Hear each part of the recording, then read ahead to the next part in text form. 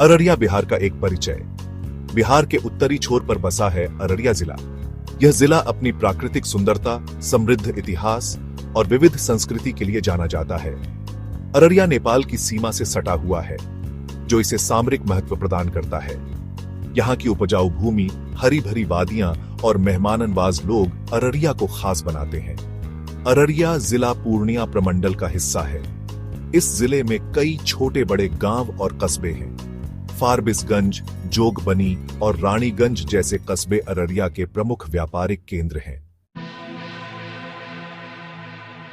इतिहास के पन्नों में अररिया का इतिहास प्राचीन काल से जुड़ा हुआ है। यह क्षेत्र मिथिला और अंग महाजनपदों का हिस्सा रहा है। मौर्य, गुप्त और पाल वंशों के शासनकाल में भी अररिया का महत्व बना रहा। मुस्लिम शासन के दौरान अररिया बंगाल सूबे का हिस्सा बना रहा। मुगल बादशाह अकबर के समय में अररिया सरकार का गठन हुआ। ब्रिटिश शासनकाल में अररिया भागलपुर और पूर्णिया जिलों के अंतर्गत आता था। स्वतंत्रता के बाद 1990 में अररिया को पूर्णिया जिले से अलग करके एक नया जिला बनाया गया। अररिया की धरती उपजाऊ और हरी भरी। अररिया जिला अपनी उपजाऊ भूमि और हरी भरी वादियों के लिए प्रसिद्ध है। यहाँ की प्रमुख नदियां हैं महानंदा, कंकई, नूना और परमाण। ये नदियां जिले की जीवन रेखा हैं और खेती किसानी के लिए जल का मुख्य स्रोत हैं। अररिया में कई छोटे बड़े तालाब और पोखर भी हैं, जो जल संचयन और सिंचाई में महत्वपूर्ण भूमिका निभाते हैं। यहाँ की मिट्टी उपजाऊ है और यहाँ धान, गेहूं, मक्का, दलहन और तिलहन की खेती बहुतायत में होती है। अररिया की अर्थव्यवस्था खेती किसानी की रीढ़। अररिया की अर्थव्यवस्था मुख्य रूप से कृषि पर आधारित है। यहाँ की अधिकांश जनसंख्या खेती किसानी से जुड़ी हुई है। धान, गेहूं, मक्का, दलहन, तिलहन और जूट यहाँ की प्रमुख फसलें हैं। हाल के वर्षों में अररिया में मत्स्य पालन और पशुपालन को भी बढ़ावा मिला है। सरकार द्वारा चलाई जा रही विभिन्न योजनाओं से किसानों को लाभ हो रहा है। अररिया में छोटे और मध्यम उद्योगों का भी विकास हुआ है। सेक्शन 5। आस्था के केंद्र अररिया के धार्मिक स्थल। अररिया में कई प्रसिद्ध धार्मिक स्थल हैं, जो विभिन्न धर्मों के लोगों की आस्था का केंद्र है।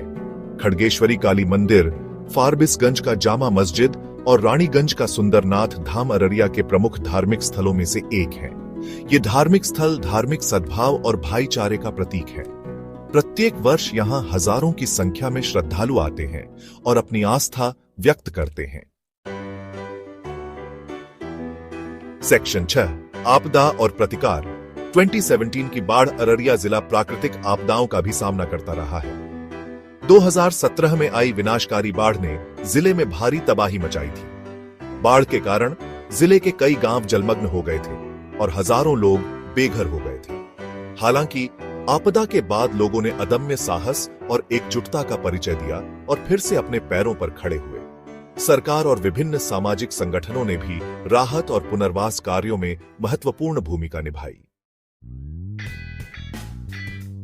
सेक्शन 7। अररिया की संस्कृति।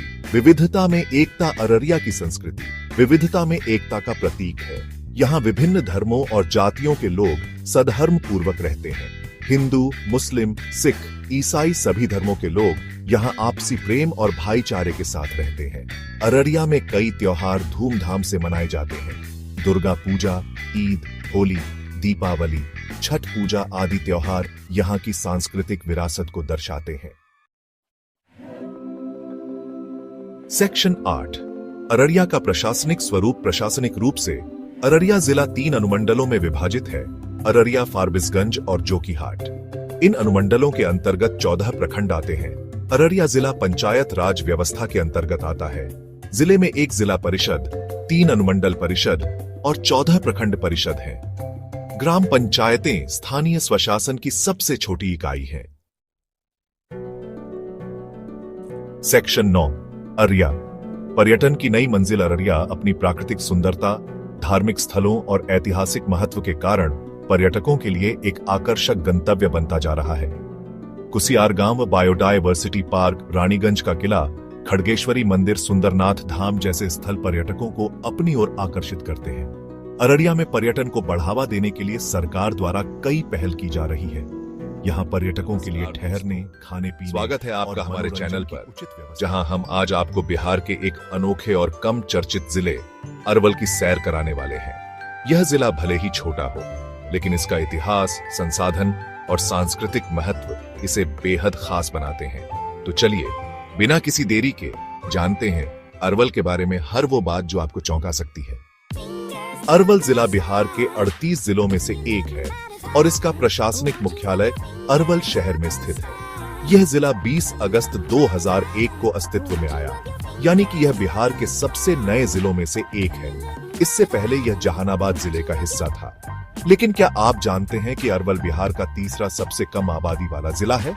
जी हाँ, 2001 की जनगणना के अनुसार यह शेखपुरा और शिवहर के बाद सबसे कम जनसंख्या वाला जिला था। अरवल सिर्फ एक जिला नहीं, बल्कि संघर्ष और आंदोलनों का भी केंद्र रहा है। 1997 में लक्ष्मणपुर बाथे में एक भीषण नरसंहार हुआ, जहां रणवीर सेना द्वारा दलित समुदाय के लोगों को निशाना बनाया गया। यह घटना रेड कॉरिडोर का हिस्सा मानी जाती है, जहां जातीय हिंसा और नक्सल प्रभावित इलाके हुआ करते थे। यह घटना 12 और सेनारी नरसंहार का जवाब मानी जाती है। हालांकि समय के साथ यहां शांति लौटी और अब यह जिला विकास की राह पर अग्रसर है। अरवल का क्षेत्रफल 638 वर्ग किलोमीटर है, जो कि कनाडा के फोले द्वीप के बराबर है। अब सबसे खास बात, पानी की गुणवत्ता। अरवल बिहार का अनूठा जिला है क्योंकि यहाँ का भूमिगत जल बेहद शुद्ध और अशुद्धियों से मुक्त है। यहाँ पानी कम गहराई पर उपलब्ध है, इसलिए अधिकतर घरों में मोटर और स्टोरेज की बजाय हैंडपंप लगाए जाते हैं। साथ ही सोन नदी का बहाव अरवल को एक जल समृद्ध क्षेत्र बनाता है। यहाँ पानी की प्रचुर उपलब्धता है, जिससे कृषि और उद्योगों के लिए बेहतरीन संभावनाएं बन सकती हैं। अरवल जिला पूरी तरह से कृषि आधारित अर्थव्यवस्था पर निर्भर है। यहाँ के मुख्य फसलें हैं धान, गेहूं और दालें। हालांकि यहाँ पर कोई बड़ा उद्योग स्थापित नहीं है, लेकिन हाल के वर्षों में कृषि आधारित उद्योगों की शुरुआत हो रही है। यदि बुनियादी ढांचे और बिजली की सुविधाओं में सुधार किया जाए तो अरवल कृषि उत्पादन में और भी आगे बढ़ सकता है। अरवल जिला मगध प्रमंडल का एक हिस्सा है और यह केवल एक उप विभाग अरवल सदर में विभाजित है। इसके तहत 5 ब्लॉक आते हैं: अरवल, कृपी, कलेरकुर्था और सूर्यपुरवंशी। साथ ही जिले में कुल 335 गांव और 313 पंचायतें स्थित हैं। अगर हम परिवहन की बात करें तो अरवल रेलवे नेटवर्क से सीधे नहीं जुड़ा हुआ है, लेकिन यहां से नजदीकी रेलवे स्टेशन जहानाबाद और अनुगढ़ नारायण रोड है। सड़क मार्ग से यह पटना, जहानाबाद और औरंगाबाद से जुड़ा हुआ है। जगदेव प्रसाद पुल सोन नदी पर बना है, जो अरवल को सहार, भोजपुर से जोड़ता है। और हाँ, अगर आप फ्लाइट से आना चाहते हैं तो सबसे नजदीकी हवाई अड्डा पटना, जो कि 65 किलोमीटर दूर स्थित है। अब बात करते हैं अरवल के पर्यटन स्थलों की। यह जिला भले ही ऐतिहासिक दृष्टि से ज्यादा प्रसिद्ध न हो, लेकिन यहाँ कुछ धार्मिक और प्राकृतिक स्थल जरूर हैं। सबसे प्रमुख है देवकुंड में बाबा दुधेश्वरनाथ मंदिर, जो कि श्रद्धालुओं के लिए एक आस्था का केंद्र है। इसके अलावा आप देख सकते हैं लारी में माता सती माई का मंदिर, लंगटा बाबा मंदिर, पोखवा के वागेश्वरी माई का मंदिर और मधुश्रमा में च्यवन ऋषि आश्रम। अगर आपको धार्मिक स्थलों की यात्रा पसंद है तो अरवल में ये स्थान आपकी लिस्ट में जरूर होने चाहिए। अरवल जिले में कृषि आधारित उद्योगों, पर्यटन और बेहतर बुनियादी ढांचे की असीम संभावनाएं हैं। अगर यहाँ सिंचाई सुविधाओं, बिजली आपूर्ति और सड़कों में सुधार किया जाए तो यह जिला बिहार के सबसे तेजी से विकसित होने वाले क्षेत्रों में शामिल हो सकता है। तो दोस्तों, ये था एक शानदार सफर बिहार के छोटे लेकिन महत्वपूर्ण जिले अरवल का। यहाँ का इतिहास रोचक है, पानी की गुणवत्ता बेजोड़ है, कृषि यहाँ की रीढ़ की हड्डी है और धार्मिक स्थलों की भी कोई कमी नहीं है। अगर आपको हमारा यह वीडियो पसंद आया हो तो लाइक, शेयर और सब्सक्राइब जरूर करें, ताकि हम आपको बिहार और भारत के अन्य अनसुने स्थलों की जानकारी देते रहें। धन्यवाद। मिलते हैं अगले वीडियो में।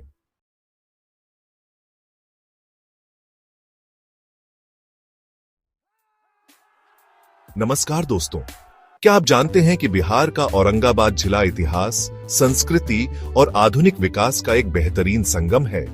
यह शहर न केवल प्राचीन मगध साम्राज्य का हिस्सा था, बल्कि आज यह औद्योगिकरण और आधुनिक बुनियादी ढांचे के साथ तेजी से आगे बढ़ रहा है। तो चलिए जानते हैं औरंगाबाद के इतिहास, प्रमुख स्थानों और इसकी अनोखी पहचान के बारे में। औरंगाबाद का इतिहास हजारों साल पुराना है। प्राचीन काल में यह क्षेत्र महान मगध साम्राज्य का हिस्सा था, जहां बिंबिसार, अजातशत्रु, चंद्रगुप्त मौर्य और सम्राट अशोक जैसे शासकों ने शासन किया था। मध्यकाल में शेर शाह सूरी के शासनकाल में यह इलाका रणनीतिक रूप से महत्वपूर्ण बन गया। यहाँ अफगान वास्तुकला के कई अवशेष आज भी देखने को मिलते हैं। बाद में मुगल साम्राज्य के दौरान टोडरमल ने यहाँ के अफगान विद्रोह को दबाया था, जिससे इस क्षेत्र का ऐतिहासिक महत्व और बढ़ गया। औरंगाबाद बिहार के मध्य पश्चिम भाग में स्थित है। यह NH-19 और NH-139 पर स्थित एक प्रमुख शहर है, जो पटना और गया से अच्छी तरह से जुड़ा हुआ है। यह क्षेत्र अद्री नदी के किनारे स्थित है और यहाँ की मिट्टी उपजाऊ होने के बावजूद यह सूखाग्रस्त इलाकों में आता है। खेती यहाँ की अर्थव्यवस्था की रीढ़ है। चावल, गेहूं, चना, मसूर और तिलहन यहाँ की प्रमुख फसलें हैं। औरंगाबाद औद्योगिक विकास में भी पीछे नहीं है। यहाँ स्थित Nabinagar super thermal power plant Bharat के सबसे बड़े पावर प्लांट्स में से एक है, जिसकी क्षमता 4380 मेगावाट है। इसके अलावा यहाँ सीमेंट उद्योग भी खूब विकसित हो रहा है। श्री सीमेंट जैसी बड़ी कंपनियां यहाँ अपनी इकाइयां स्थापित कर चुकी हैं। शहर की एक और अनोखी पहचान है स्ट्रॉबेरी की खेती। यहाँ के किसानों ने आधुनिक तकनीकों का उपयोग करके इसे बड़े पैमाने पर उगाना शुरू किया है। अगर आप घूमने फिरने के शौकीन हैं, तो औरंगाबाद में कई ऐतिहासिक और धार्मिक स्थल आपका इंतजार कर रहे हैं। दौलताबाद का किला, गृद्धकूट पर्वत और बारबरीन का मकबरा यहाँ के प्रसिद्ध स्थल हैं। यहाँ का लोक संगीत, मगही संस्कृति और पारंपरिक त्योहार इस क्षेत्र की सांस्कृतिक धरोहर को और भी समृद्ध बनाते हैं। यह शहर कई महान हस्तियों की जन्मभूमि रहा है। बिहार के प्रथम उप मुख्यमंत्री अनुग्रह नारायण सिन्हा, बिहार के पूर्व मुख्यमंत्री सत्येंद्र नारायण सिन्हा और केरल के पूर्व राज्यपाल निखिल कुमार जैसे व्यक्तित्व यहीं से जुड़े हुए हैं। औरंगाबाद का भविष्य उज्जवल है। नीति आयोग ने इसे भारत के सबसे तेजी से सुधार करने वाले जिलों में चौथा स्थान दिया है। सरकार और निजी क्षेत्र यहाँ के बुनियादी ढांचे, उद्योग और शिक्षा को और विकसित करने में जुटे हुए हैं। तो दोस्तों, यह था औरंगाबाद, बिहार का सफर। एक ऐसा शहर जो इतिहास, संस्कृति और आधुनिकता का अद्भुत संगम है। अगर आपको यह वीडियो पसंद आया तो लाइक करें, शेयर करें और सब्सक्राइब करें हमारे चैनल को, ताकि हम आपके लिए ऐसे ही और दिलचस्प वीडियो लाते रहें। मिलते हैं अगले वीडियो में। Hello everyone, welcome back to the channel, जहां हम इंडिया के सबसे फैसिनेटिंग और हिस्टोरिक जगहों का सफर करते हैं। आज हम चलेंगे बिहार के एक हिडन जेम, बांका। ये कोई आम टाउन नहीं है। ये हिस्ट्री, नेचर और कल्चर का एक अनोखा ब्लेंड है। बांका बिहार का एक इंपॉर्टेंट कमर्शियल और कल्चरल हब है। 21 फरवरी 1991 को भागलपुर से अलग होकर ये डिस्ट्रिक्ट बना। अंग क्षेत्र का हिस्सा होने के कारण ये अपनी रिच हेरिटेज, नेचुरल ब्यूटी और वाइब्रेंट ट्रेडिशंस के लिए जाना जाता है। अब बात करते हैं हिस्ट्री की। बांका का सबसे मेस्मराइजिंग स्पॉट है मंथियर हिल, जो हिंदू मिथोलॉजी के अनुसार समुथेर मंथन में यूज हुआ था। हर साल मकर संक्रांति पर बोंसी मेला हजारों डिवोटीज को इस सेक्रेड हिल पर अट्रैक्ट करता है।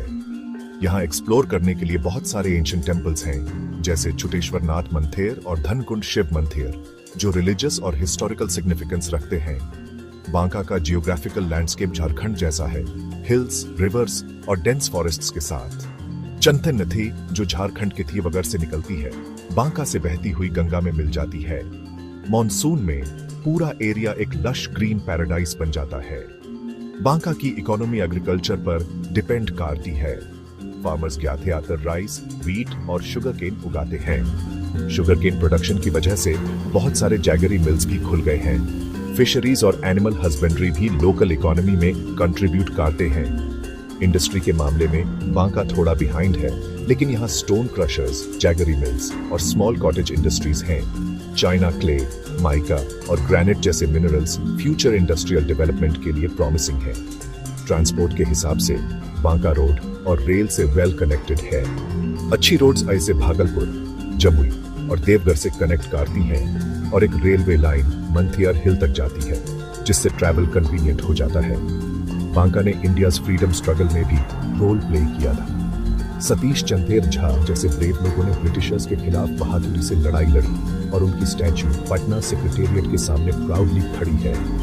आज बांका ग्रेजुअली प्रोग्रेस कर रहा है।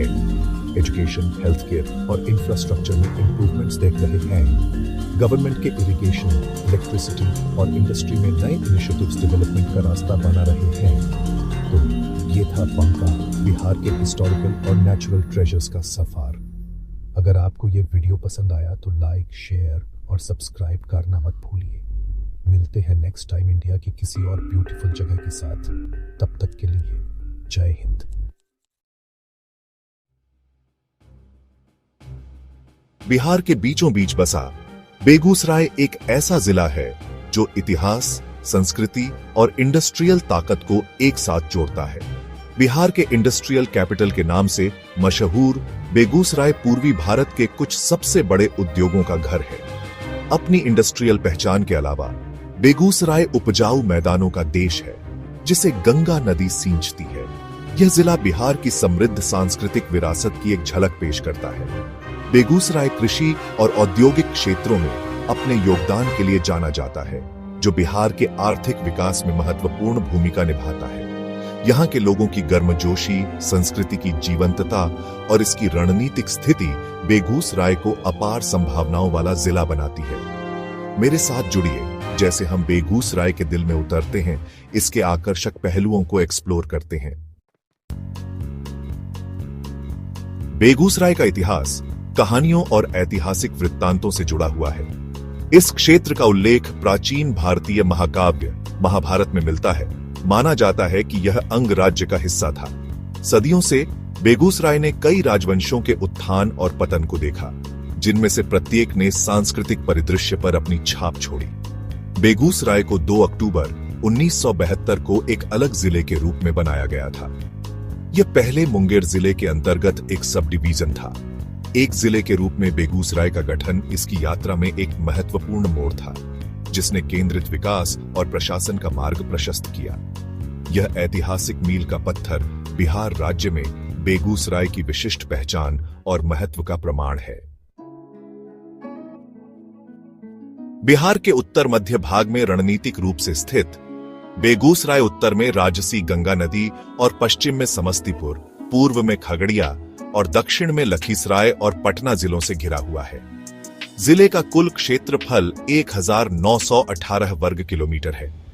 बेगूसराय गंगा के मैदानों की विशेषता, समतल और उपजाऊ भूभाग का आनंद लेता है। जीवनदायिनी गंगा नदी केवल एक भौगोलिक सीमा नहीं है, यह बेगूसराय की जीवन रेखा है। नदी द्वारा जमा की गई उपजाऊ जलोढ़ मिट्टी इसे एक कृषि प्रधान क्षेत्र बनाती है। बेगूसराय में कई झीलें और तालाब भी हैं, जो क्षेत्र की प्राकृतिक सुंदरता और पारिस्थितिक विविधता को बढ़ाते हैं। भाग 4, बेगूसराय के लोग, जनसांख्यिकी और संस्कृति। बेगूसराय एक विविध और जीवंत आबादी का घर है। 2011 की जनगणना के अनुसार जिले की आबादी 29 लाख से अधिक है। हिंदी आधिकारिक भाषा है और व्यापक रूप से बोली जाती है, जबकि अन्य भाषाएं जैसे अंगिका, भोजपुरी और मैथिली भी प्रचलित हैं, जो क्षेत्र की समृद्ध भाषाई विविधता को दर्शाती है। बेगूसराय के लोग अपने गर्मजोशी भरे आतिथ्य और समृद्ध सांस्कृतिक विरासत के लिए जाने जाते हैं। छठ पूजा, दुर्गा पूजा और होली जैसे त्योहारों के दौरान जिला जीवंत हो उठता है, जो बड़े उत्साह और पारंपरिक जोश के साथ मनाए जाते हैं। बेगूसराय का सांस्कृतिक ताना बाना लोकगीतों, नृत्यों और पारंपरिक कला रूपों से बुना गया है, जो पीढ़ियों से चले आ रहे हैं। भाग 5, अर्थव्यवस्था और बुनियादी ढांचा, उद्योग, परिवहन और शिक्षा। बेगूसराय बिहार की अर्थव्यवस्था में एक महत्वपूर्ण योगदान करता है। जिले में कई बड़े पैमाने के उद्योग हैं, विशेष रूप से बरौनी रिफाइनरी, जो भारत की सबसे बड़ी तेल रिफाइनरियों में से एक है। अन्य उद्योगों में उर्वरक उत्पादन, भारी मशीनरी और कृषि प्रसंस्करण इकाइयां शामिल हैं, जो राज्य के औद्योगिक उत्पादन में महत्वपूर्ण योगदान देते हैं। बेगूसराय रेल और सड़क मार्ग से अच्छी तरह जुड़ा हुआ है। यह जिला कोलकाता को दिल्ली से जोड़ने वाली ब्रॉड गेज रेलवे लाइन पर स्थित है, जिसमें बरौनी जंक्शन एक प्रमुख रेलवे हब के रूप में कार्य करता है। राष्ट्रीय राजमार्ग 31 बेगूसराय से होकर गुजरता है, जिससे इसकी कनेक्टिविटी और बढ़ जाती है। शिक्षा के मामले में बेगूसराय कई प्रतिष्ठित शिक्षण संस्थानों का घर है, जिनमें जयप्रकाश विश्वविद्यालय और Indian O'Neill corporation refinery township school शामिल है। भाग 6 निष्कर्ष। बेगूसराय समृद्ध विरासत और आशाजनक भविष्य वाला जिला। बेगूसराय प्रगति और परंपरा का एक चमकदार उदाहरण है, जो अपनी औद्योगिक क्षमता को अपनी समृद्ध सांस्कृतिक विरासत के साथ जोड़ता है। जिले की रणनीतिक स्थिति, उपजाऊ भूमि और मेहनती लोगों ने इसे बिहार में आर्थिक विकास के एक प्रमुख चालक के रूप में स्थान दिया है। जैसे जैसे बेगूसराय का विकास जारी है, अपनी सांस्कृतिक पहचान को बनाए रखते हुए नए अवसरों को अपनाते हुए यह एक उज्जवल और समृद्ध भविष्य का वादा रखता है।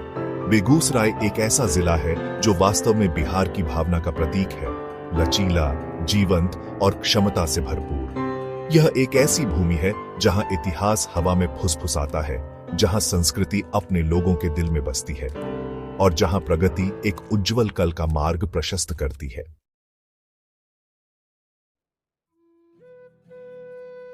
भागलपुर बिहार के पूर्वी हिस्से में बसा एक शहर, जिसका इतिहास बहुत पुराना और संस्कृति रंग बिरंगी है। रेशम सिटी के नाम से मशहूर ये शहर सदियों से व्यापार और कारीगरी का केंद्र रहा है। इसका इतिहास बहुत पुराना है। भागलपुर का जिक्र हिंदू धर्म ग्रंथों में भी मिलता है, जो प्राचीन भारत में इसके महत्व को दर्शाता है। इसे कभी चंपा नगरी कहा जाता था, जो पौराणिक अंगराज्य से जुड़ा था। भागलपुर का ऐतिहासिक महत्व इसके कई प्राचीन मंदिरों और स्मारकों में दिखाई देता है। ये इमारतें शहर के समृद्ध अतीत और स्थापत्य कौशल की गवाही देती हैं। कारीगरी की विरासत आज भी जारी है। भागलपुर खास तौर पर अपनी रेशम बुनाई की परंपरा के लिए प्रसिद्ध है, जहां भारत के कुछ बेहतरीन रेशमी कपड़े बनते हैं। शहर की सांस्कृतिक विरासत भी उतनी ही समृद्ध है। भागलपुर विभिन्न धर्मों और समुदायों का संगम स्थल रहा है। यह विविधता इसके त्योहारों, खानपान और सामाजिक रीति रिवाजों में दिखाई देती है। भागलपुर कई प्रमुख हस्तियों से भी जुड़ा हुआ है। आज का भागलपुर परंपरा और आधुनिकता का मिश्रण है। शहर अपनी सांस्कृतिक जड़ों को थामे रखते हुए तेजी से विकास कर रहा है।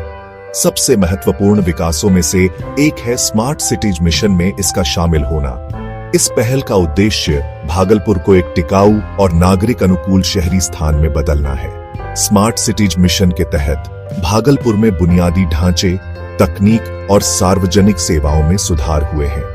ये पहल निवासियों के जीवन की गुणवत्ता में सुधार लाने पर केंद्रित है। रेशम बुनाई जैसे शहर के पारंपरिक उद्योगों को भी आधुनिक तकनीकों और मार्केटिंग रणनीतियों के साथ पुनर्जीवित किया जा रहा है। भागलपुर का रेशम उद्योग विशेष रूप से एक पुनरुत्थान के दौर से गुजर रहा है। सरकार बुनकरों का समर्थन करने और भागलपुरी रेशम को विश्व स्तर पर बढ़ावा देने के लिए योजनाएं लागू कर रही है। इसका उद्देश्य कारीगरों को सशक्त बनाना और भागलपुर को रेशम उत्पादन और निर्यात का एक प्रमुख केंद्र बनाना है। यह शहर एक शैक्षणिक केंद्र के रूप में भी उभर रहा है, जो आसपास के क्षेत्रों के छात्रों को आकर्षित कर रहा है। बेहतर कनेक्टिविटी और बुनियादी ढांचे के साथ भागलपुर पूर्वी भारत में एक प्रमुख आर्थिक और सांस्कृतिक केंद्र बनने के लिए तैयार है। भागलपुर गंगा नदी के दक्षिणी किनारे पर स्थित है। इस जगह ने इसके इतिहास, संस्कृति और अर्थव्यवस्था को आकार देने में महत्वपूर्ण भूमिका निभाई है। गंगा भागलपुर की जीवन रेखा रही है। इसके उपजाऊ मैदान कृषि के लिए भरण पोषण प्रदान करते हैं, जबकि नदी स्वयं एक महत्वपूर्ण व्यापार मार्ग के रूप में कार्य करती है। शहर में कई ऐतिहासिक स्थल हैं, जो पर्यटकों और तीर्थयात्रियों को आकर्षित करते हैं। विक्रमशिला गंगा डॉल्फिन अभयारण्य एक और अनोखा आकर्षण है। यह लुप्तप्राय गंगा डॉल्फिन का घर है। अभयारण्य क्षेत्र की समृद्ध जैव विविधता और नदी के पारिस्थितिकी तंत्र की रक्षा के लिए संरक्षण प्रयासों पर प्रकाश डालता है। शहर के भीतर कई प्राचीन मंदिर और मस्जिद इसकी विविध धार्मिक विरासत को दर्शाते हैं। भगवान शिव को समर्पित अजगैबीनाथ मंदिर एक महत्वपूर्ण तीर्थ स्थल है। इसकी वास्तुकला और धार्मिक महत्व इसे भक्तों के लिए एक लोकप्रिय गंतव्य बनाते हैं। गंगा और इन स्थलों की उपस्थिति शहर के सांस्कृतिक और आध्यात्मिक महत्व को बढ़ाती है। वे भागलपुर के समृद्ध अतीत और प्रकृति और आध्यात्मिकता के साथ इसके स्थायी संबंध की याद दिलाते हैं। भाग 4, सिल्क सिटी के लोग, जनसांख्यिकी और साक्षरता। 2011 की जनगणना के अनुसार भागलपुर की आबादी 4 लाख से ज्यादा थी, जिसमें लिंगानुपात लगभग बराबर था। शहर ने जनसंख्या में लगातार वृद्धि देखी है, जो इसके आर्थिक और सामाजिक विकास का संकेत है। भागलपुर में साक्षरता दर में पिछले कुछ वर्षों में काफी सुधार हुआ है। सरकार ने शिक्षा को बढ़ावा देने के लिए खासकर लड़कियों के बीच कई पहल की है। बढ़ती साक्षरता दर एक सकारात्मक संकेत है। यह शिक्षा पर समुदाय के जोर और व्यक्तिगत और सामाजिक प्रगति में इसकी भूमिका को दर्शाता है। भागलपुर के लोग अपने गर्मजोशी भरे आतिथ्य और जीवंत संस्कृति के लिए जाने जाते हैं। वे विभिन्न त्योहारों को बड़े उत्साह के साथ मनाते हैं, जो क्षेत्र की विविध परंपराओं को प्रदर्शित करते हैं। शहर का सांस्कृतिक परिदृश्य इसके लोक संगीत, नृत्य रूपों और स्थानीय व्यंजनों से और समृद्ध होता है। भाग 5, भागलपुर की नदियां, संस्कृति और व्यापार की जीवन रेखा। गंगा ही एकमात्र नदी नहीं है जो भागलपुर की शोभा बढ़ाती है। चंदन नदी भी जिले से होकर बहती है। इसकी प्राकृतिक सुंदरता और पारिस्थितिक महत्व को बढ़ाती है।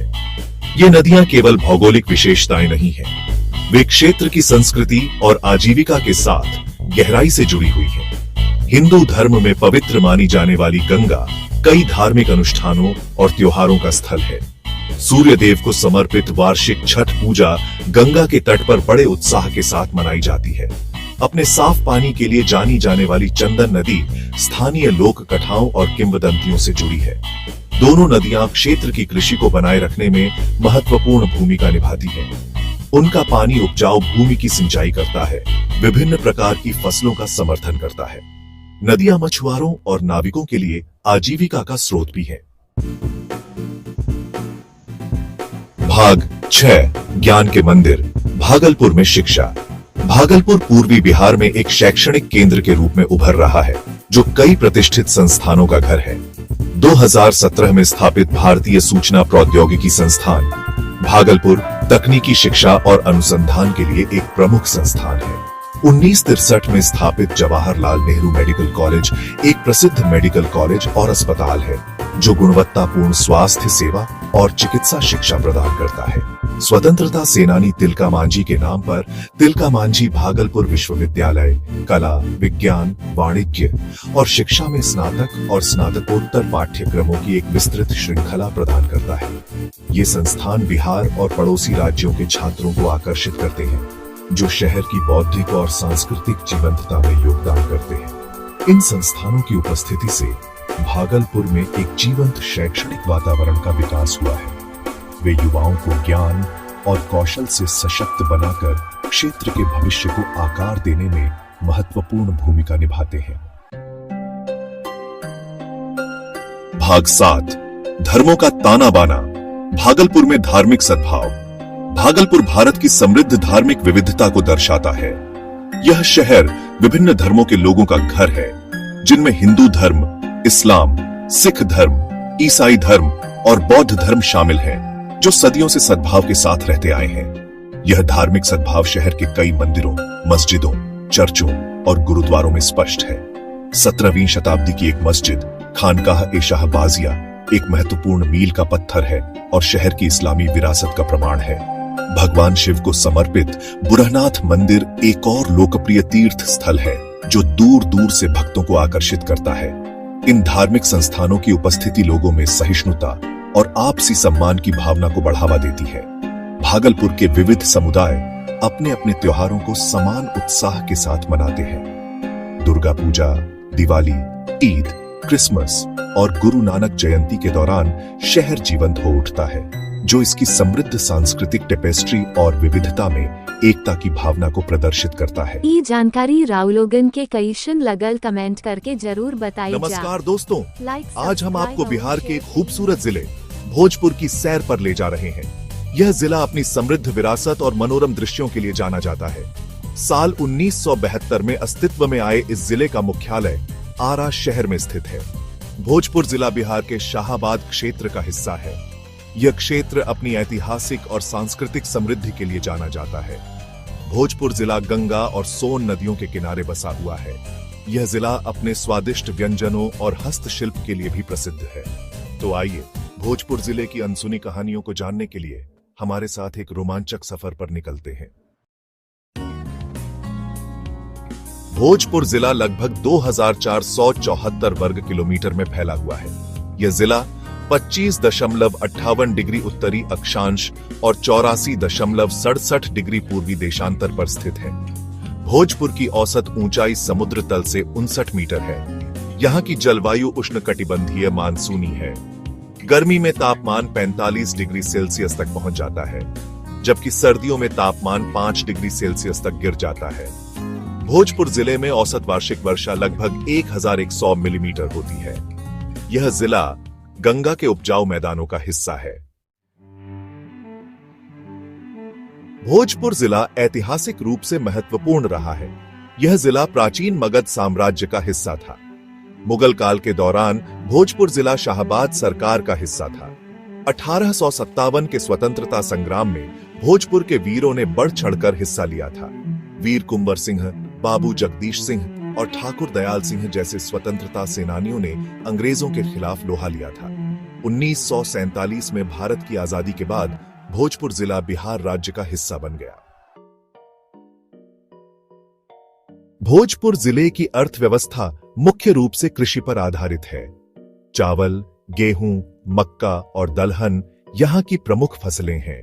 इसके अलावा पशुपालन, मत्स्य पालन और वानिकी भी जिले की अर्थव्यवस्था में महत्वपूर्ण योगदान देते हैं।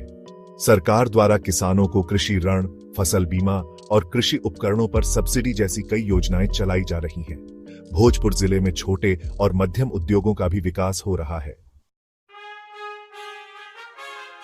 भोजपुर जिले में उष्णकटिबंधीय मानसूनी जलवायु पाई जाती है। यहाँ गर्म और आर्द्र ग्रीष्मकाल और ठंडी और शुष्क सर्दियां होती हैं।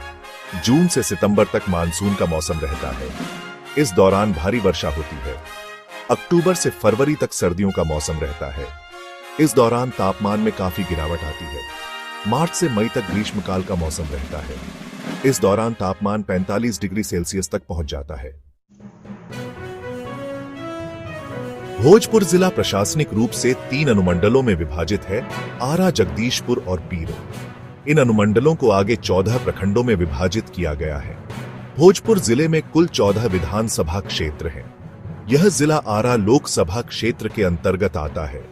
जिले के प्रशासन का नेतृत्व जिलाधिकारी करते हैं। जिलाधिकारी को विभिन्न विभागों के अधिकारी सहायता प्रदान करते हैं। भोजपुर जिला कई प्रसिद्ध हस्तियों का गृह जिला रहा है। स्वतंत्रता सेनानी वीर कुंवर सिंह का जन्म भोजपुर जिले में हुआ था। राजनेता रामेश्वर प्रसाद वर्मा, न्यायाधीश ललित मोहन शर्मा और साहित्यकार रामधारी सिंह दिनकर भी भोजपुर जिले से ही थे। फिल्म उद्योग से जुड़े कई कलाकारों का संबंध भी भोजपुर जिले से रहा है। भोजपुर जिले ने हमेशा से ही देश के विकास में महत्वपूर्ण योगदान दिया है। तो दोस्तों, यह थी भोजपुर जिले की एक झलक। हमें उम्मीद है कि आपको यह जानकारी पसंद आई होगी। इस लेख के बारे में अपनी प्रतिक्रिया कमेंट बॉक्स में जरूर साझा करें। और हां, ऐसी ही रोचक और ज्ञानवर्धक जानकारी के लिए हमारे चैनल को सब्सक्राइब करना ना भूलें। बक्सर में आपका स्वागत है। चलो बक्सर के बारे में बात करते हैं। ये बिहार में है, जो कि इंडिया का एक राज्य है। बक्सर कई कारणों से खास है। इसका एक लंबा इतिहास है, रोमांचक कहानियां हैं और लोग बहुत अच्छे हैं। बक्सर गंगा नदी के किनारे बसा है। इससे जमीन उपजाऊ है। यहाँ लोग कई तरह की फसलें उगाते हैं। बक्सर अपने उद्योगों के लिए भी प्रसिद्ध है। मेरे साथ आओ और बक्सर घूमो। तुम युद्धों, कहानियों और यहाँ के लोगों के जीवन के बारे में जानोगे। बक्सर पुराने और नए का मिश्रण है। आप प्राचीन मंदिरों और आधुनिक इमारतों को साथ साथ देखेंगे। यह मिश्रण बक्सर को घूमने और भारत के बारे में जानने के लिए एक अनोखी जगह बनाता है। बक्सर ने कई महत्वपूर्ण घटनाएं देखी हैं। एक प्रसिद्ध घटना बक्सर की लड़ाई है। ये लड़ाई 1764 में हुई थी। ये अंग्रेजों और भारतीय शासकों के बीच एक लड़ाई थी। अंग्रेजों ने लड़ाई जीत ली। इस जीत ने उन्हें भारत में और अधिक शक्ति दी। बक्सर की लड़ाई भारतीय इतिहास का एक बड़ा हिस्सा है। बक्सर का हिंदू पौराणिक कथाओं में भी उल्लेख है। ऐसा कहा जाता है कि यहीं पर भगवान राम अपने भाई लक्ष्मण से मिले थे। ये जगह अब राम रेखा घाट नामक एक प्रसिद्ध मंदिर है। लोग यहां पूजा करने और पवित्र गंगा में डुबकी लगाने आते हैं। बक्सर पश्चिमी बिहार में स्थित है। शक्तिशाली गंगा नदी बक्सर से होकर बहती है। इससे भूमि बहुत उपजाऊ है। किसान यहां चावल, गेहूं और गन्ना उगाते हैं। बक्सर खनिजों से भी भरपूर है। इसमें चूना पत्थर और मिट्टी के भंडार हैं। इन खनिजों का उपयोग कई उद्योगों में किया जाता है। बक्सर में गर्मियों में गर्मी और सर्दियों में ठंडक होती है। यह रहने के लिए एक सुखद जगह है। बक्सर के लोग। बक्सर कई लोगों का घर है। वे अलग अलग पृष्ठभूमि और धर्मों से आते हैं। बक्सर में ज्यादातर लोग हिंदी और भोजपुरी बोलते हैं।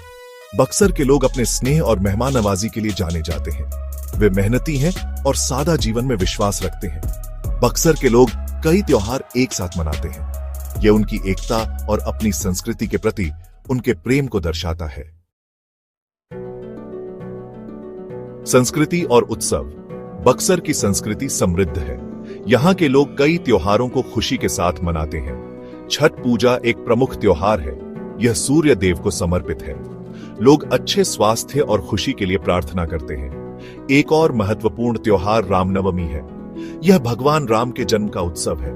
लोग मंदिरों को सजाते हैं और भक्ति गीत गाते हैं। बक्सर का खाना भी स्वादिष्ट होता है। आपको लिट्टी चोखा जरूर ट्राई करना चाहिए। यह एक स्थानीय व्यंजन है। बक्सर एक गौरवशाली अतीत और आशाजनक भविष्य वाला जिला है। यह एक ऐसी जगह है जहां इतिहास आधुनिकता से मिलता है। बक्सर खुले हाथों से सभी का स्वागत करता है। आइए और बक्सर के जादू का अनुभव कीजिए। नमस्कार दोस्तों, सब बढ़िया। मैं हूं आपका दोस्त और स्वागत है आपका इंटेलेक्ट फॉर ऑल चैनल पर, जहां आपको मिलती है रोचक और ज्ञानवर्धक जानकारी। अगर आप हमारे चैनल पर नए हैं तो सब्सक्राइब का बटन जरूर दबा देना और बेल आइकॉन को भी दबा देना ताकि हमारी नई वीडियो की नोटिफिकेशन आपको मिलती रहे। और अगर वीडियो पसंद आए तो लाइक और शेयर जरूर करें। आज हम लेकर आए हैं एक बेहद दिलचस्प विषय, दरभंगा जिला। जी हां, आपने सही सुना। आज हम जानेंगे बिहार के दिल, मिथिला की धरती दरभंगा के बारे में। दरभंगा, जिसे मिथिला की सांस्कृतिक राजधानी कहा जाता है, अपने ऐतिहासिक, भौगोलिक और सांस्कृतिक महत्व के लिए प्रसिद्ध है। यहाँ की मछली, यहाँ की पाग और यहाँ के लोग, सबका अपना अलग ही स्वैग है। यह बिहार के सबसे महत्वपूर्ण जिलों में से एक है और इसकी समृद्ध विरासत, अद्भुत स्थापत्य कला और बेमिसाल संस्कृति इसे अनूठा बनाती है। तो चलिए बिना देरी किए इस सफर की शुरुआत करते हैं और डालते हैं एक नजर दरभंगा के अतीत, वर्तमान और उसकी अनोखी बातों पर। तो दोस्तों, सबसे पहले बात करते हैं दरभंगा के बारे में थोड़ा बेसिक जानकारी। दरभंगा बिहार राज्य के उत्तर पूर्वी भाग में स्थित एक महत्वपूर्ण जिला है। यह ऐतिहासिक मिथिला क्षेत्र का हृदय स्थल माना जाता है और अपनी अद्वितीय सांस्कृतिक पहचान के लिए प्रसिद्ध है। यहाँ के लोग अपनी बोली, अपने पहनावे और अपने खान पान के लिए जाने जाते हैं। अब बात करते हैं दरभंगा की लोकेशन की। दरभंगा बिहार के 38 जिलों में से एक है। दरभंगा शहर इस जिले का मुख्यालय है और यह बिहार का 5वां सबसे बड़ा शहर भी है। अगर हम दरभंगा जिले की भौगोलिक सीमाओं को देखें तो यह उत्तर में मधुबनी, दक्षिण में समस्तीपुर, पूर्व में सहरसा और पश्चिम में मुजफ्फरपुर एवं सीतामढ़ी से घिरा हुआ है। मतलब चारों तरफ से घिरा हुआ है, बिल्कुल आपके प्यार की तरह। क्षेत्रफल की बात करें तो दरभंगा जिला लगभग 2269 वर्ग किलोमीटर में फैला हुआ है, यानी करीब 880 वर्ग मीटर। प्रशासनिक विभाजन की दृष्टि से दरभंगा प्रमंडल का हिस्सा है। दोस्तों, दरभंगा का इतिहास उतना ही पुराना है जितना आपका क्रश आपको इग्नोर कर रहा है, मतलब बहुत ज्यादा। यह क्षेत्र प्राचीन काल से ही विद्या, कला और संस्कृति का केंद्र रहा है। यह मिथिला राज्य का हिस्सा रहा है, जहां प्राचीन समय में विद्वानों और पंडितों का बोलबाला था। दरभंगा को दरभंगा राज्य के लिए भी जाना जाता है, जो कभी मिथिला क्षेत्र में एक महत्वपूर्ण साम्राज्य था। यहाँ के राजाओं ने कला, साहित्य और शिक्षा को खूब बढ़ावा दिया। 1976 में दरभंगा जिले से मधुबनी और समस्तीपुर को अलग कर नए जिले बनाए गए। और अब बात करते हैं दरभंगा नाम के पीछे के रहस्य की। इतिहासकारों के अनुसार दरभंगा का नाम दरद्वार और भंगा टूटा हुआ से मिलकर बना है, जिसका अर्थ है टूटा हुआ द्वार। इसके पीछे कई कहानियां प्रचलित हैं, लेकिन असली वजह तो बस इतिहास ही जानता है। अब दोस्तों नजर डालते हैं दरभंगा के भूगोल और यहाँ के मौसम के मिजाज पर। दरभंगा का क्षेत्रफल 2269 वर्ग किलोमीटर है, जो इंडोनेशिया के यापेन द्वीप के बराबर है। अब आप सोच रहे होंगे कि मुझे कैसे पता चला? अरे दोस्तों, गूगल है ना। यहाँ की जलवायु मुख्य रूप से उष्णकटिबंधीय मानसूनी है, मतलब गर्मी, बरसात और सर्दी तीनों मौसम का लुत्फ उठा सकते हैं आप यहाँ। गर्मियों में तापमान 35 से 42 डिग्री सेल्सियस तक पहुंच सकता है और उस समय तो ऐसा लगता है जैसे धरती ही आग उगल रही हो। सर्दियों में तापमान 5 से 10 डिग्री तक गिर सकता है और ठंड में तो रजाई से बाहर निकलने का मन नहीं करता। मानसून के दौरान दरभंगा में काफी वर्षा होती है, जिससे यह क्षेत्र बाढ़ से भी प्रभावित रहता है। दोस्तों, अब बात करते हैं पैसे की, कमाई की, यानी दरभंगा की अर्थव्यवस्था की। कृषि यहाँ की अर्थव्यवस्था का प्रमुख आधार है। यहाँ मुख्य रूप से धान, मक्का, गेहूं, गन्ना और दालों की खेती होती है। मछली पालन भी यहाँ का एक प्रमुख व्यवसाय है। दरभंगा की मछली तो पूरे बिहार में प्रसिद्ध है। डेयरी उद्योग भी यहाँ की अर्थव्यवस्था में महत्वपूर्ण भूमिका निभाता है। हालांकि 2006 में पंचायती राज मंत्रालय ने दरभंगा को भारत के 250 सबसे पिछड़े जिलों में शामिल किया था और यह पिछड़ा क्षेत्र अनुदान निधि कार्यक्रम से वित्तीय सहायता प्राप्त करने वाले बिहार के 36 जिलों में से एक है। दोस्तों, अब बात करते हैं दरभंगा के लोगों की।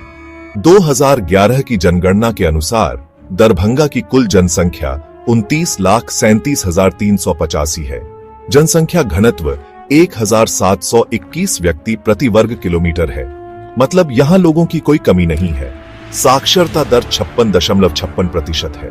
पुरुषों में साक्षरता दर 66.83% है, जबकि महिलाओं में यह 45.24% है। लिंग अनुपात 1024 महिलाएं प्रति 1000 पुरुष है।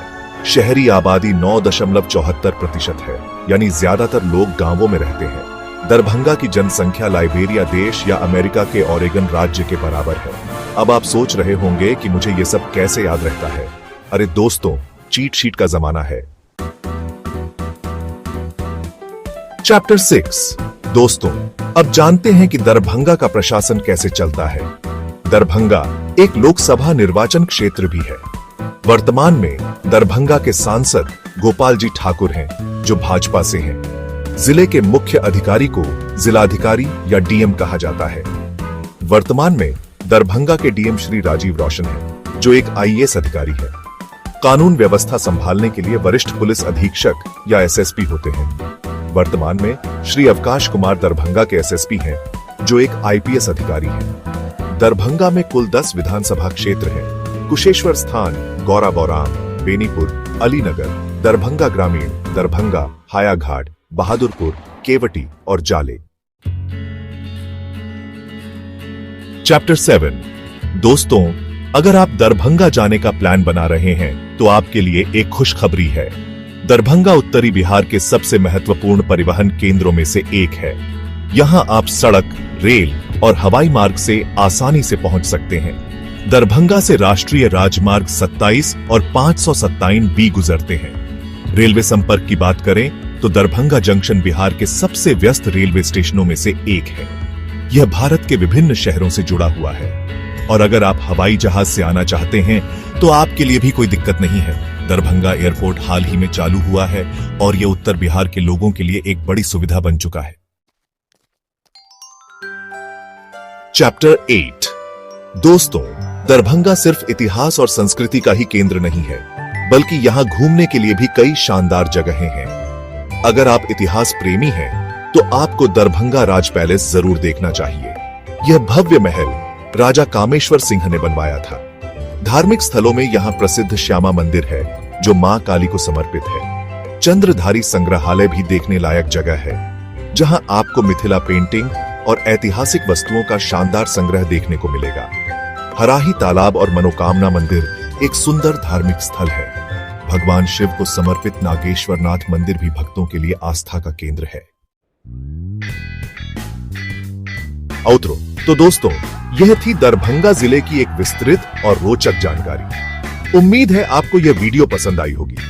अगर आपको यह वीडियो पसंद आई तो लाइक, कमेंट और शेयर जरूर करें और हमारे चैनल इंटेलेक्ट फॉर ऑल को सब्सक्राइब करना न भूलें। घंटी वाला बटन दबाना मत भूलना ताकि आपको हमारी नई वीडियो की सूचना मिलती रहे। फिर मिलेंगे एक और दिलचस्प जानकारी के साथ। तब तक के लिए स्वस्थ रहे, मस्त रहे और ज्ञानवर्धक बातें सीखते रहे। धन्यवाद। नमस्कार दोस्तों, स्वागत है आपका इंटेलेक्ट फॉर ऑल चैनल पर, जहां हम आपको रोचक और ज्ञानवर्धक जानकारियां देते हैं। अगर आप हमारे चैनल पर नए हैं तो इसे सब्सक्राइब करना न भूलें और वीडियो पसंद आए तो लाइक और शेयर जरूर करें। आज हम आपको बिहार के एक ऐतिहासिक और सांस्कृतिक रूप से महत्वपूर्ण जिले पूर्वी चंपारण के बारे में बताएंगे। यह वही भूमि है जहां से महात्मा गांधी ने अपना सत्याग्रह आंदोलन शुरू किया था। यह भूमि भारत के इतिहास में एक अहम अध्याय है और यहाँ की संस्कृति, साहित्य और पर्यटन स्थलों की खासियत इसे और भी अनोखा बनाती है। तो चलिए बिना देरी किए जानते हैं पूर्वी चंपारण का पूरा इतिहास, भूगोल, संस्कृति और प्रमुख पर्यटन स्थल। पूर्वी चंपारण जिला 1 दिसंबर 1971 को अस्तित्व में आया, जब चंपारण को 2 भागों में बांटा गया, पूर्वी चंपारण और पश्चिमी चंपारण। इस क्षेत्र का इतिहास काफी प्राचीन है। शुरुआती दौर में यहां विदेह, शुंग और कण्व राजवंशों का शासन था। यहां के ऐतिहासिक ग्रंथों में उल्लेख है कि यह क्षेत्र राजा जनक के साम्राज्य का भी हिस्सा था। यही नहीं, महात्मा गांधी ने यहीं से चंपारण सत्याग्रह की शुरुआत की थी, जो भारतीय स्वतंत्रता संग्राम का एक महत्वपूर्ण हिस्सा बना। इस क्षेत्र का नाम चंपारण 2 शब्दों चंपा, एक सुगंधित फूल, और अरण्य, वन से मिलकर बना है। कहा जाता है कि यह क्षेत्र पहले चंपा के फूलों से भरे जंगलों से घिरा हुआ था। अब बात करते हैं पूर्वी चंपारण के भूगोल और जनसंख्या की। यह जिला बिहार के उत्तरी भाग में स्थित है और इसकी उत्तर दिशा में नेपाल की सीमा लगती है। यह जिला 3968 वर्ग किलोमीटर के क्षेत्र में फैला हुआ है। यहाँ की महत्वपूर्ण नदियां हैं गंडक, बूढ़ी गंडक और बागमती। अब बात करें जनसंख्या की। 2011 की जनगणना के अनुसार यहाँ की कुल आबादी 50,99,371 है। यह बिहार का दूसरा सबसे ज्यादा आबादी वाला जिला है। यहाँ का जनसंख्या घनत्व 1281 व्यक्ति प्रति वर्ग किमी है। साक्षरता दर अभी भी 55.69% ही है, लेकिन शिक्षा का स्तर लगातार बढ़ रहा है। चंपारण की मिट्टी साहित्य के लिए भी बहुत समृद्ध रही है। यहाँ के प्रमुख साहित्यकारों में रमेश चंद्र झा का नाम सबसे पहले आता है। उन्होंने चंपारण की साहित्य साधना 1958, चंपारण साहित्य और साहित्यकार 1967 और अपना और सपना चंपारण की साहित्य यात्रा 1988 जैसी किताबें लिखी, जो चंपारण की साहित्यिक धरोहर को संरक्षित करती हैं। ये पुस्तकें आज भी शोधकर्ताओं, विद्वानों और पत्रकारों के लिए एक महत्वपूर्ण संदर्भ स्रोत हैं। अब हम आपको ले चलते हैं पूर्वी चंपारण के कुछ प्रमुख पर्यटन स्थलों की यात्रा पर। पहला है सोमेश्वर नाथ मंदिर, अरेराज। भगवान शिव का यह प्रसिद्ध मंदिर धार्मिक आस्था का केंद्र है। यहां हर साल श्रावणी मेला का आयोजन होता है, जहां देश भर से श्रद्धालु आते हैं। दूसरा है अशोक स्तंभ, लौरिया नंदनगढ़। यह ऐतिहासिक स्तंभ सम्राट अशोक द्वारा बनवाया गया था। यह बौद्ध धर्म का एक महत्वपूर्ण स्थल है और इसकी ऊंचाई और संरचना दर्शनीय है। तीसरा है केसरिया बौद्ध स्तूप। यह दुनिया का सबसे ऊंचा बौद्ध स्तूप माना जाता है। इसकी ऊंचाई 104 फीट है और यह इतिहास प्रेमियों के लिए एक शानदार जगह है। चौथा है रक्सौल, नेपाल का प्रवेश द्वार। रक्सौल नेपाल जाने के लिए एक मुख्य व्यापारिक केंद्र है। यह जगह अपने अंतर्राष्ट्रीय व्यापार और पर्यटन के लिए प्रसिद्ध है। पांचवा है मोती झील, मोतिहारी। यह झील मोतिहारी शहर का मुख्य आकर्षण है, जो इसे 2 हिस्सों में विभाजित करती है। यह एक खूबसूरत पर्यटन स्थल भी है। छठा है गांधी स्मारक, चंद्रहिया। महात्मा गांधी ने जब चंपारण सत्याग्रह किया, तब वे चंद्रहिया गांव में ठहरे थे। आज यह जगह एक स्मारक स्थल बन चुकी है और 7वां है जॉर्ज ऑनरवेल स्मारक। क्या आप जानते हैं कि मशहूर लेखक जॉर्ज ऑनरवेल का जन्म मोतिहारी में हुआ था?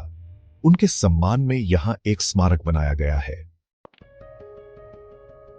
तो दोस्तों, यह थी पूर्वी चंपारण की एक शानदार यात्रा। अगर आपको यह वीडियो जानकारीपूर्ण लगी तो इसे लाइक, शेयर और कमेंट करना न भूलें। अगर आप बिहार के अन्य जिलों के बारे में इसी तरह की विस्तृत जानकारी चाहते हैं तो हमें कमेंट सेक्शन में बताइए। और हां, चैनल को सब्सक्राइब करना मत भूलिए, क्योंकि हम आपके लिए ऐसे ही ज्ञानवर्धक वीडियो लाते रहेंगे। फिर मिलेंगे एक और दिलचस्प जानकारी के साथ। तब तक के लिए स्वस्थ रहें, मस्त रहें और ज्ञान बढ़ाते रहें। धन्यवाद।